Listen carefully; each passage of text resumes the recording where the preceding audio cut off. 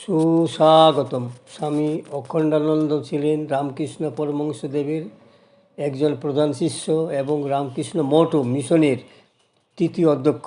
তার পূর্ব নাম ছিল গঙ্গাধর গঙ্গোপাধ্যায় এবং তিনি 1864 খ্রিস্টাব্দে 30শে সেপ্টেম্বর জন্মগ্রহণ করেন। তিনি রামকৃষ্ণ মিশনের সেবা কার্যের প্রধান উদ্যোক্তা ছিলেন এবং বিভিন্ন দুর্যোগে আর্ত মানুষকে সাহায্য করতে গুরুত্বপূর্ণ ভূমিকা পালন করেছিলেন। রামকৃষ্ণ পরমহংসদেবের প্রধান শিষ্যকে নিয়ে ইউটিউবে সাহিত্যের নবদিগন্ত চ্যানেলে আজকের ভিডিওটি হলো ত্যাগ ও সেবার প্রতীক স্বামী অখণ্ডানন্দ।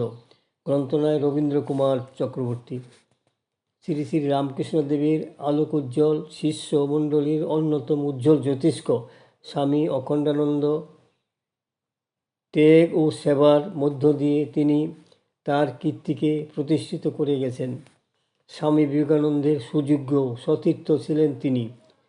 জীবে প্রেম ও দরিদ্র নারায়ণের সেবাকেই তার জীবনের মূল মন্ত্র হিসাবে গ্রহণ করেছিলেন। শত বিপদের মাঝেও এমনকি হত্যার হুমকিকে উপেক্ষা করে তিনি সেবাপরায়ণতা থেকে নিজেকে সরিয়ে নেননি। তার পিতার নাম শ্রীমন্ত গঙ্গোপাধ্যায় এবং পিতৃপ্রদত্ত নাম গঙ্গাধর গঙ্গোপাধ্যায়। স্বামী বিবেকানন্দের পরিব্রাজকদের অবস্থায় সঙ্গী ও সহচরূপে ভারতের নানা স্থানে তিনি তীর্থভ্রমণ করেন। 1895 খ্রিস্টাব্দে পশ্চিমবঙ্গের মুর্শিদাবাদ জেলার দুর্ভিক্ষ পীড়িত সারগাছি ও মহিলা গ্রামে সেবা কার্য শুরু করেন। তার জীবনের অন্যতম কীর্তি সারগাছিতে আশ্রম ও কলাশিল্প বিদ্যালয় স্থাপন, মিশনের পত্রিকা উদ্বোধন।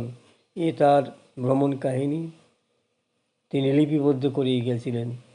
সেই কাহিনীটি হলো তিব্বতে 3 বছর, তারপর তিনি নিজের কার্যে তিনি নানান দেশ ঘুরে বেড়ান। স্বামীজির প্রাচ্যে জয় করে দেশে ফেরার পর অখণ্ডানন্দের ইচ্ছা হলো বাংলার তীর্থ দ্রষ্টব্য স্থানগুলি দেখে আবার হিমালয়ে চলে যাবেন। কাটোয়া, হালিশহর, নবদ্বীপ প্রমুখ জায়গায় বেরোলেন পরিভ্রমণে। অগ্রদ্বীপে গোপীনাথজির মেলা দেখার সময় পণ্ডিত গঙ্গাসাগর বিদ্যাসাগর তাকে অনুরোধ করলেন মুর্শিদাবাদ যাবার জন্য। এই মুর্শিদাবাদই তার জীবনের সেবাকর্মের এক বর্ণময় উজ্জ্বল ক্ষেত্র হিসাবে চিহ্নিত হয়ে আছে। মুর্শিদাবাদ যাওয়ার পথে রাখাল বালকদের শীর্ণকায় দেহ তাকে বিচলিত করেছিল। দুর্ভিক্ষ পীড়িত বালকদের দেখে তার কাছে যা পয়সা ছিল, 1টি 2টি করে তিল তিল জমানো পয়সা সমস্ত তিনি আর্তের সেবায় ব্যয় করেন। পলাশির প্রান্তর দর্শন করে তিনি এলেন দাউদপুর। তখন তার কাছে একটি মাত্র সিকি। একটি মুসলিম বালিকার কলসি ভেঙে যাওয়ায় সে উচ্চস্বরে কাঁদছে দেখে হৃদয়বান সন্ন্যাসী তাকে একটি কলসি ও চিড়ে মুড়ি কিনে দিলেন। হঠাৎ ক্ষুধার্ত 10-12 বছর একটি ছেলে এসে তার কাছে খাবার চাইল। তিনি ওই বালকটিকে চিড়ে মুড়ি কিনে খেতে দিলেন। তখন তিনি কন্দর্পহীন অবস্থায় আবার চলতে আরম্ভ করলেন। এরপর ওই অবস্থার তিনি জেলা শাসকের অফিসে এসে চাল বিলি করার ব্যবস্থাকে চারিদিকে নানান গ্রামের দুর্ভিক্ষ পীড়িত অঞ্চলে তিনি ওই চালগুলি জনসাধারণের মধ্যে বিলি করলেন। বেলেডাঙ্গা, দাউদপুর সব জায়গায় অন্নহীন মানুষ ম্রিয়মাণ। সন্ন্যাসী ভাবনা ছেড়ে তিনি বহরমপুরের দিকে রওনা হলেন। সেই সময় তিনি দেখতে পেলেন অনেক লোক ক্ষুধায় কাতর হয়ে চারিদিকে ঘুরে বেড়াচ্ছে। একদিকে তিনি কন্দর্পহীন সন্ন্যাসী, অন্যদিকে বুভুক্ষা হাহাকার। তার গুরু ভ্রাতারা তাকে বলেছেন, তুমি একা কিছু করতে পারবে না, মঠে ফিরে এসো। কিন্তু অখণ্ডানন্দ দৃঢ় প্রতিজ্ঞ, এদের একটা বিহিত না করে যাবেন না। এমন সময় স্বামীজি দার্জিলিং থেকে মঠে ফিরছেন। তিনি অখণ্ডানন্দের চিঠি পড়ে অতিশয় বিচলিত হলেন ও বললেন, যত টাকা লাগে আমি দেব। স্বামীজি 150 টাকা পাঠিয়ে দিলেন। সঙ্গে দিলেন সুরেন্দ্র নিত্যানন্দকে। এদের পেয়ে চাল বিক্রি করতে করতে লাগলেন তিনি গ্রামের গ্রাম বুভুক্ষ মানুষের মধ্যে। 1897 সালে 15ই মে বলা বাহুল্য এটি রামকৃষ্ণ মিশনের সেবা কার্যের প্রথম দিন। অখণ্ডানন্দ দূরে দূরে গ্রামে গিয়ে মানুষের অবস্থা জানতেন, তাদের টিকিট দিতেন চাল নেওয়ার জন্য। ইতিমধ্যে মহুলায় চাল বিলির কাজ সরকারি কর্মীদের নজরে পড়ল। অখণ্ডানন্দের টাকার টান পড়ল। চাল সংগ্রহের জন্য তিনি দুর্ভিক্ষ সাহায্য সমিতির সভাপতি অন্যান্য ব্যক্তিদের সঙ্গে দেখা করে যাতে চাল পাওয়া যায় তার ব্যবস্থা করলেন। দেশের চরম পরিস্থিতি তখন দুর্ভিক্ষের মধ্যে। হঠাৎ একদিন অপ্রত্যাশিতভাবে 500 টাকা এক মাদ্রাজ নিবাসী জৈন ভক্তের কাছ থেকে এলো। দারুণ অর্থ সংকটে অর্থ আসতে লাগলো চারিদিক থেকে। আসলে অখণ্ডানন্দের লেখা দুর্ভিক্ষের বর্ণনাগুলি চিঠিগুলি ব্রহ্মবাদীন পত্রিকায় অনুবাদ করে প্রকাশ করলেন রামকৃষ্ণানন্দ। এতে লোক উৎসাহিত হয়ে টাকা দিতে লাগলো। একদিকে এই অঞ্চলে তখন ব্যাপকভাবে কলেরা রোগ দেখা দিয়েছে। অখণ্ডানন্দ নিজ হাতে রোগীদের সেবা করতেন, ওষুধ দিতেন, মলমূত্র পরিষ্কার করতেন। কলেরা হয়েছে শুনলে গ্রাম থেকে গ্রামান্তরে ছুটে বেড়াতেন। খেয়ে না খেয়ে তিনি আত্মের সেবা করতেন। তার সেবায় বহু মানুষ আরোগ্য লাভ করেছে। চৌকিদারদের সাহায্যে তিনি ধূপ ধুনো গন্ধকের ধোয়া দেওয়ার ব্যবস্থা করলেন গ্রামের পর গ্রাম। প্রচার করতেন কলেরাকে মলমূত্র দূরবর্তী স্থানে করতে প্রতীত করো, জল ফুটিয়ে খাও। তার প্রচেষ্টায় কলেরা অনেকটা উপশম হয়েছিল। সরকারি প্রতিনিধি বিশাল হৃদয়বান মহাপুরুষের ঐকান্তিক চেষ্টায় মুগ্ধ রিলিফ চালাবার জন্য 250 টাকা দেন এক কান্দির এক ব্যবসায়ী। স্বামী রামকৃষ্ণের প্রচেষ্টায় মাদ্রাজ থেকে অনেক টাকা আসতে শুরু করে। ফলে রিলিফ কাজের জন্য চাল বিতরণ আর বন্ধ হয়নি। লেভিন সাহেব ছিলেন মুর্শিদাবাদের জেলা শাসক। তিনি প্রকাশ্য সভায় বললেন, মুর্শিদাবাদের দুর্ভিক্ষ দমনে আমি অখণ্ডানন্দের কাছে ঋণী। একদিন কলেরা রোগী এসে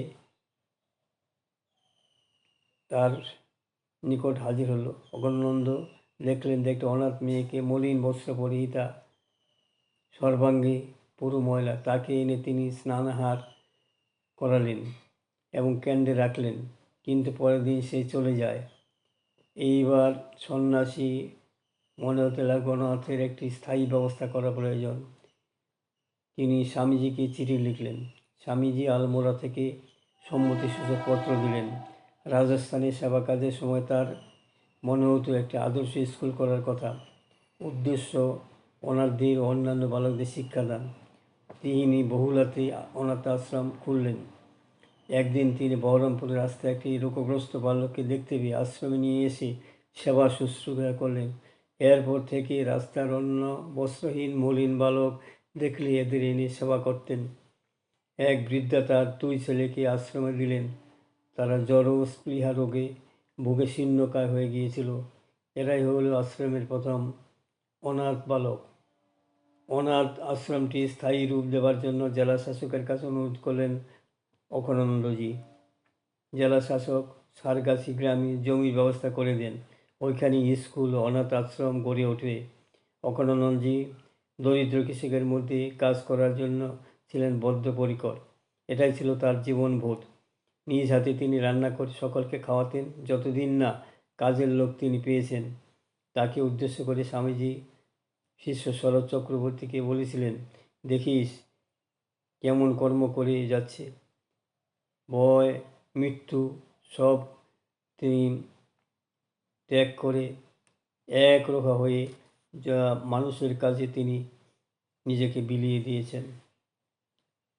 1898 সালে কলেরায় প্লেগ 1898 খ্রিস্টে কলকাতায় প্লেগ যখন মহামারী রূপে দেখা দেয়, স্বামীজির আহ্বানে অখণ্ডানন্দ, সদানন্দ, ভগিনী নিবেদিতা সক্রিয় অংশ নেন প্লেগের নিয়ন্ত্রণের জন্য। আবার 1900 খ্রিস্টাব্দের ভগলপুরে বন্যার কথা শুনে মহাষ্টমী রাতে রওনা হয়ে গেলেন ত্রাণ ও সেবার জন্য এই মহাপ্রাণ সন্ন্যাসী। ত্যাগব্রতী সন্ন্যাসী 50খানি গ্রাম জুড়ে 2.5 মাস ধরে সেবা কার্য চালান। বহু মানুষ তাকে সাহায্য করেন। কাশিম বাজারের মহারাজও তাকে অর্থ দিয়ে সাহায্য করেন।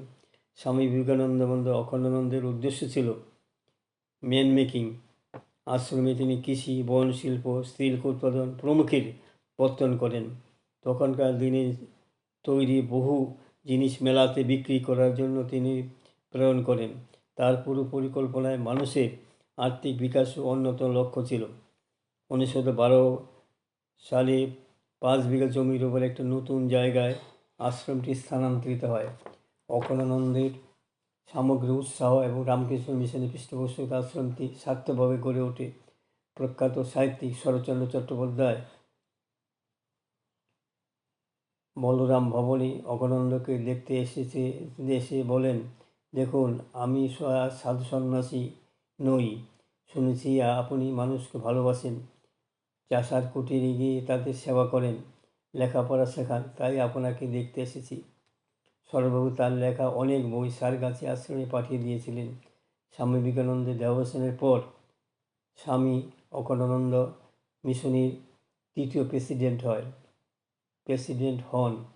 1914 সালে বিহারে ব্যাপক ভূমিকম্প হলে স্বামী অখণ্ডানন্দ বৃদ্ধ বয়সে সেখানে গিয়ে হাজির হন। তিনি ঠাকুরের কাছে বলেন, ঠাকুর, আমি বৃদ্ধ স্থবির হয়ে পড়েছি, নইলে আমি নিজ হাতে এদের সেবা করতাম। তিনি ব্রহ্মচারীদের উদ্দেশ্যে বলতেন, তোমরা সেবা কাজে আত্মাহুতি দাও। তিনিও ভূমিকম্পে ধ্বংসলীলা প্রত্যক্ষ করতে সেইখানে গেলেন। সকল কর্মীদের বুঝিয়ে দায়িত্ব দিলেন। সকলের দুঃখের কাহিনী শুনে তিনি বিমর্ষ হয়ে গেলেন। তার সারগাতি আশ্রমে, স্কুলটি অনাথ আশ্রমে হিন্দু মুসলিম নির্বিশেষে আশ্রয় পেত, লেখাপড়ার সুযোগ পেত। বন্ধুগণ, আমার এই সংক্ষিপ্ত ভিডিওখানি এখানে শেষ হলো। যদি আপনাদের মনে পড়ে হয়, সাবস্ক্রাইব, শেয়ার এবং লাইক করতে ভুলবেন না যেন।